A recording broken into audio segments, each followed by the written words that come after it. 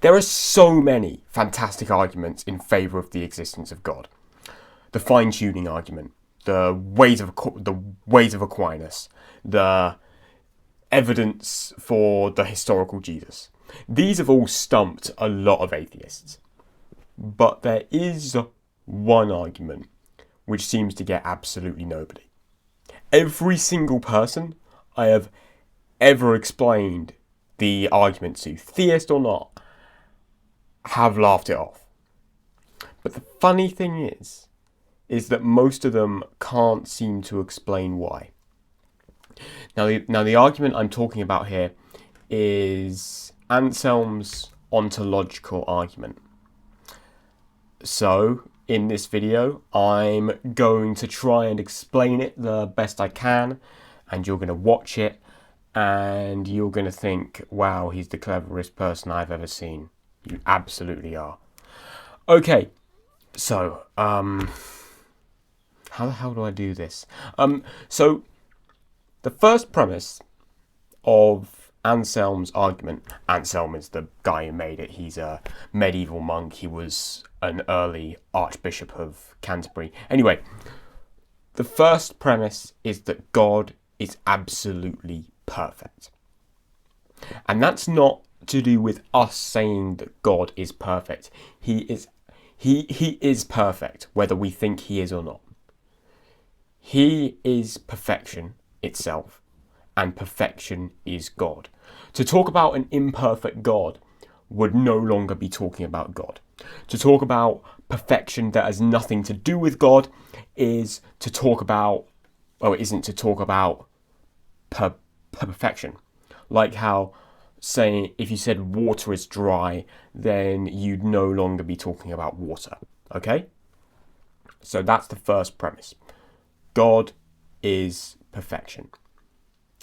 Now, the second premise is that it's greater for something to exist in reality than it is in the mind. Okay? 1 million quid is greater in reality than it is in my imagination. I can actually do stuff with it. It is actually a tangible thing. And it's the same with anything else. Right? So the third premise is where he supposedly proves the existence of God. So he says that God needs every single part of him to be as perfect as it can possibly be. This includes existence. So then God must exist.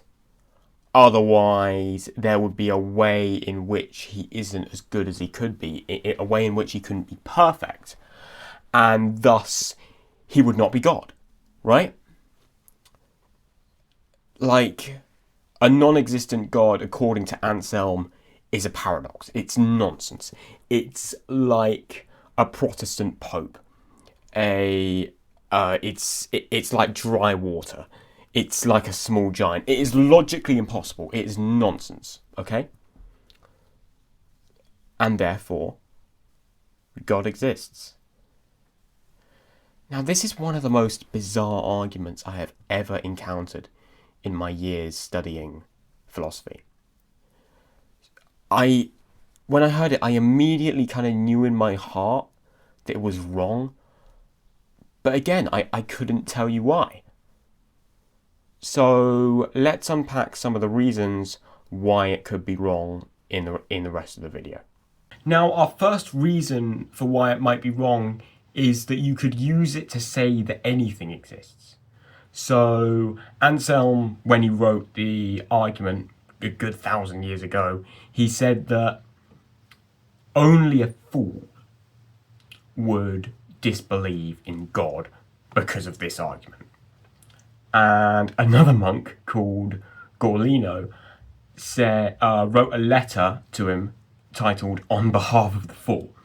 And in that, he said he made a parody argument, okay? Where he said, imagine a perfect island. It's it's like a perfect island. Like it is absolutely perfect. You could say that because existence is a perfection, then that means that that perfect island must exist for it to be perfect. Therefore, the perfect island exists, even though it clearly doesn't, and it's just a thing that you made up, right? You could do this with anything ever. The perfect tree, the perfect prime minister, the perfect video game, anything ever. So defenders like this isn't as strong as it may first seem. Defenders of this argument, like Alvin Plantinga, say that the reason it doesn't work is because the idea of an island implies limitations. So a perfect island has a finite number of pine trees, which another island could just have more of. It only has such a healthy ecosystem, and a more perfect island could have a slightly healthier one, and it goes up and up. But God doesn't have these limitations. God just keeps getting more and more perfect. So the idea of a perfect island is logically impossible, and it doesn't really represent God very well. Like, it's not a good allegory, supposedly. One of the stronger arguments against the ontological argument comes from the great Immanuel Kant, who zooms in on the second and third premises, which is where he says that it's greater for something to exist in reality than in the mind, and where he infers God from that. So he asks if this is really the case. Like, how can we say that things that exist in reality are better than things that exist in the mind? 100 imaginary pounds is worth no more than 100 real life pounds, or thalers, or whatever Immanuel Kant had back in 1700s Germany. But anyway, and think about like stuff like dragons. They only exist in our minds, I hope, but they would be terrible in reality. Like, imagine the havoc that would wreak on ecosystems, And also, how can existence be part of the definition of something? Like, if that could happen, you could say that anything exists as part of its definition, and then, like, it just appears. I have 10,000 female admirers that exist by definition.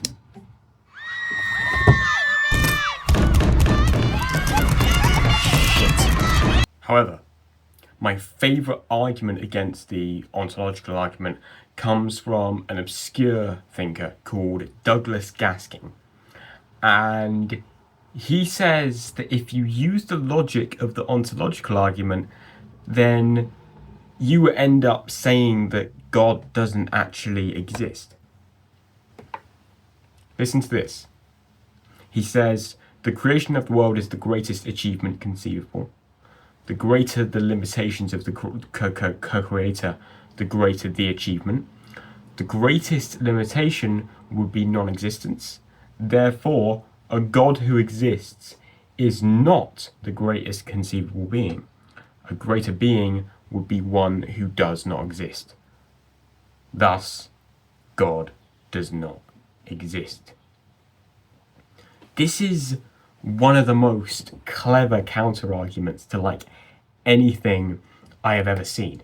It's using Anselm's own logic to disprove his point. It's hilarious.